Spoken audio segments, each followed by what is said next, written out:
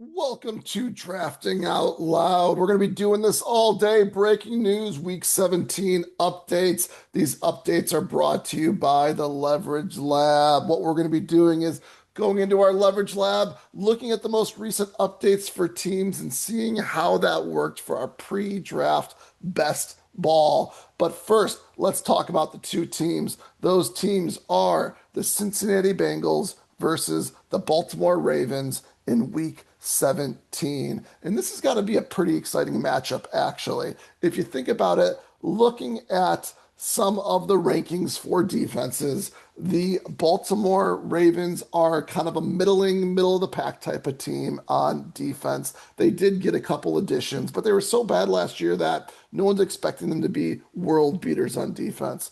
And you have the Bengals, even though they made some changes, they lost some players, they added some players, they're probably still going to be one of the worst defenses in football. I don't have any extra data right now on the defensive matchups and things like that, but you got to think that the team playing the Bengals has got to be a good game for Week 17.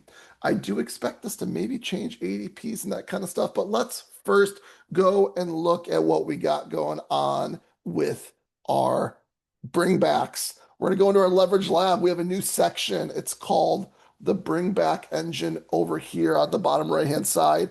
And it is not updated for all the teams because we don't have all the matchups. We do have the Bengals and the Ravens, and that is already integrated in here. Now we're going to go through some of the highest rated players based on ADP and see what we got going on. So first off, on the Ravens, we have, or on the Bengals, sorry, we have Jamar Chase, who's one of the top players drafted. So let's go first look for Jamar Chase. And you can see that we drafted him in the pre-draft best ball 7 times, 9.7% of our teams. And if we scroll down here, we can see that in our bring back engine, we have him stacked up or brought back with a couple Ravens. We got Mark Andrews twice, Lamar Jackson once, and Elijah Surratt once. And look at the horrible CLV on Elijah Surratt. I think that was probably for one of my first drafts. Elijah Surratt was going like in the 10th round or something like that. Ouch. Okay. Probably not a good pick at that point in time, but my bad. Um, the CLVs are going to be a little wonky just because things change from 20 rounds to 18 rounds. Something to maybe take into account when you're drafting the pre-draft in the future, though, too. So um, we do have Jamar Chase stacked up again with Mark Andrews twice, which is kind of nice. That's 28, over a quarter of our teams are stacked up with Mark Andrews. I like it. I like it. You can see that we do have Jamar Chase also stacked up with a number of Bengals players. We got him stacked up with Joe Burrow 3 times. That's nice. I like it. So that's over half the times, right? We got Jamar Chase, or not over, almost half the times we have Joe Burrow and Jamar Chase stacked up. We can see that here if we want to see a chart, or we go down here and see a little bit more information. Mike Gesicki, we got him stacked up with Mike Gesicki twice, Taj Brooks once, Chase Brown once, Todd T. Higgins once. And then if we go up here, we can actually see that of all the drafts, we've stacked up Jamar Chase in almost half the drafts. And like we said, the QB stack 42.9% of the teams. On average, we have one extra Bengal on teams with Jamar Chase. And when we do actually stack them up, we have 2.5 extra Bengals on the team with Jamar Chase. There we go. Not bad to see one team with Lamar Jackson. You know, we don't know what's going to happen. Who are going to be the right ones? This one is one you should have known ahead of time a little bit, right? Because the Bengals and the Ravens are in the same division, right? So that is something we should have, been prepping for just a little bit, basically. Okay, let's go and look at the next one. The next one is Derrick Henry. Okay, we drafted Derrick Henry 3 times. 4% exposure blanket, as they say. We didn't really stack him up with any Bengal or any Ravens, only Justice Hill 1 time.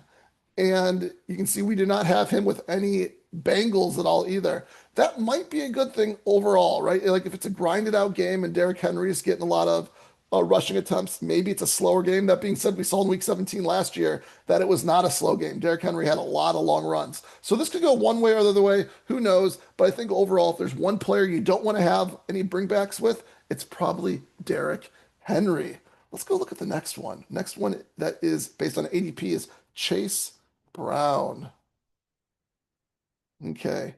We're gonna go through a couple more players, and then we'll talk about maybe some changes that we might expect on ADPs if there are any. And we're drafting out loud here. We're just kind of trying to learn this together. If you're getting a kick out of it, subscribe and like, please, or leave a comment on where I'm wrong. I'd love to hear that too. I'm definitely not going to be right on everything, as you saw with that Elijah Surratt CLV. Okay, Chase Brown, we have him on 8.3% of the teams, perfectly average. Let's see if we got any bringbacks. Oh, look at that. We got a lot of bringbacks. One of those teams with that Elijah Surratt team at negative 107. Ouch. Okay, but look at this.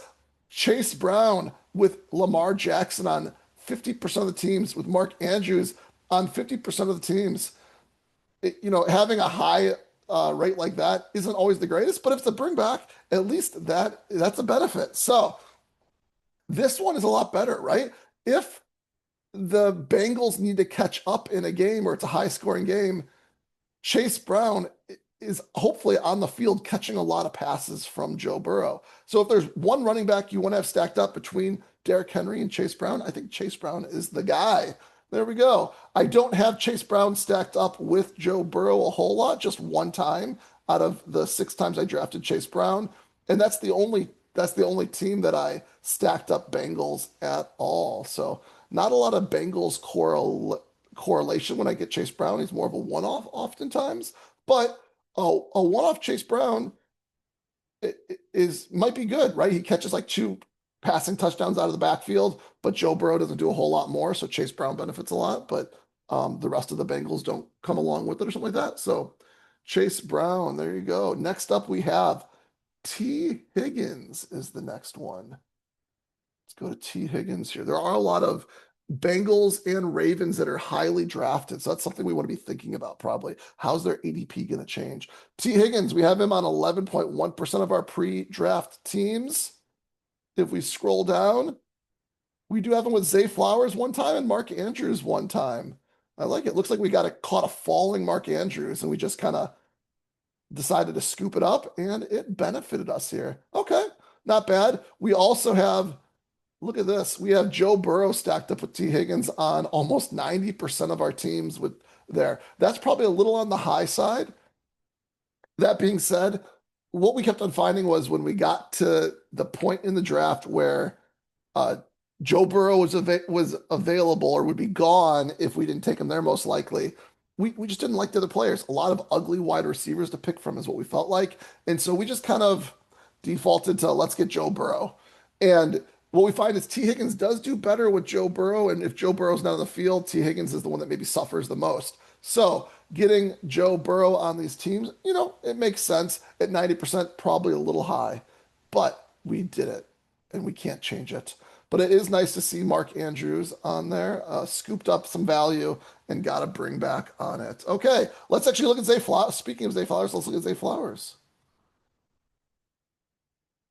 We're going to do 3 more Zay Flowers, Lamar Jackson, and Joe Burrow. Here is Zay Flowers. We have him on 12.5% of our teams, getting him 4 picks or 3.5 picks after his ADP right now.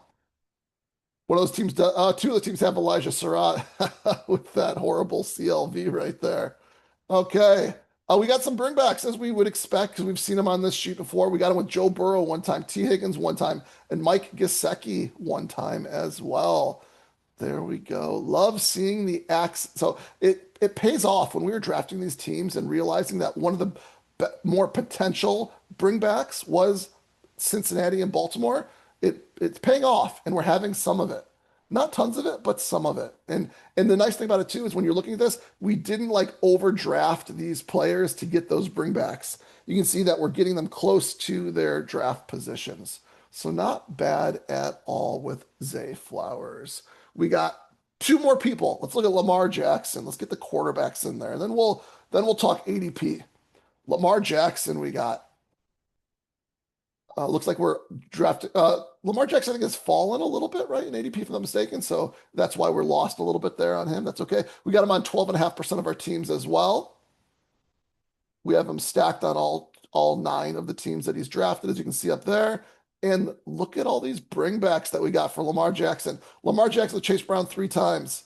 Lamar Jackson with Joe Burrow one time. So we got a nice stack there with the game there. And then Jamar Chase and Mike Gesicki. So we don't have any T. Higgins with Lamar Jackson, but we do have Jamar Chase, and he's the one that's, if there's one person that's going to go off, it's Jamar Chase right there. So there we go. I like seeing that. Again, paying off. You can see we did take a good amount of Rashad Bateman pre-draft, more than I expected. That's probably maybe all five teams of Rashad Bateman that I drafted, possibly.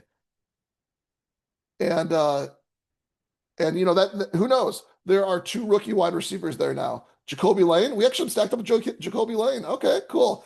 And as Elijah Surratt, three. We got kind of lucky in pre-draft best ball with the Baltimore Ravens. A lot of Elijah Surratt stacked up. We got a Jacoby Lane stacked up. A lot of Rashad Bateman. So who knows where that's going to go? Um, but we got a lot stacked up there. Last but not least, we got Joe Burrow. Let's take a look at Joe Burrow. Like we said, we knew we had Joe Burrow stacked up a lot with T. Higgins. We already saw that. 77.8% of our Joe Burrow teams have T. Higgins on them. We've stacked up Joe Burrow in every draft that we had with him. A lot of T. Higgins, a lot of Mike Gesicki, a little bit of Jamar Chase, three teams, not bad. That one's harder to get just based on where things go, but we got it on three teams. And look at this. Let's go. We got Mark Andrews and that nice CLV on one of the teams that I guess we took him probably closer to like ADP on another one. We've got the horrible Elijah Surratt CLV. So that team might be a little tough depending on how I drafted the rest of it. I know I had a couple pretty bad ones at the beginning. And I think everyone did, or a lot of people did. Maybe people are sharper than me. Maybe they didn't, but hopefully I'm getting sharper. And then Zay Flowers on one and Lamar Jackson on one also. So a little bit of bring back with our Joe Burrow teams. Okay, let's talk ADP here a little bit. And I'm thinking that if you think about it, we got Derrick Henry kind of on the leftish side of the board at pick 17 and Chase Brown on the leftish side of more like middle left of the board, right next to Derrick Henry. Then we have on the right hand side of the board. Is that the next one? I think it is, right? In the right hand side of the board, yep, and T. Higgins and Zay Flowers. The far right hand side of the board, T. Higgins and Zay Flowers. And then if you go down a little bit more, we got Lamar Jackson and Joe Burrow, and they're kind of like in the middle of the board. Where are they? They're over here. Lamar Jackson, 54. 54 is kind of in the middle of the fifth round. Middle of the fifth round right now. Yeah, middle of the fifth round. And then we have Joe Burrow at 63. He's kind of on the right-hand side of the rightish middle right-hand side of the sixth round. And then don't forget, of course, we have Jamar Chase far left of the board, usually going like third, right? So how would this sometimes bringbacks do impact things as people are trying to get those combinations? My gut is the one that is going to probably change. I think it's a question of people usually don't go down because of bringbacks. They're usually just going to go up because of bringbacks. So do people start trying to pull up T. Higgins and Zay Flowers into the middle of the third round to get with Chase Brown and Derrick Henry and then try to stack that up? So that's the question. Do people care about it that much or not? There are enough players spread out on both sides of the board that overall maybe it doesn't change anything at all. But if you forced me to pick a change because of this information, my bet on a change would be that, for example, T. Higgins gets pulled up, Zay Flowers gets pulled up a little bit, like they start to rise a bit. And if you look at who they're ahead of, I think it makes sense as well. Um, right now, I think I might like those players more than Tet. I think I might like them more than Kyron. I think I might like them more than Chris Olave. And just after those players, you're already in the middle of the, like almost a little bit more in the middle of the round, right? At that point in time, you got the momentum to kind of just go up a couple more picks or something like that, but you're already there. So that's my bet. If you had to force any moves because of it, it'd be those two. Let me know what you think. Are you excited for this game? Is my projection or my instinct right on who's going to be maybe moving up the boards? And did I do a good enough job? Did I get lucky or unlucky when it came to my bringbacks and pre-draft best ball? See ya on the be on the lookout for the next one. We're going to try to do this for all the games if we can.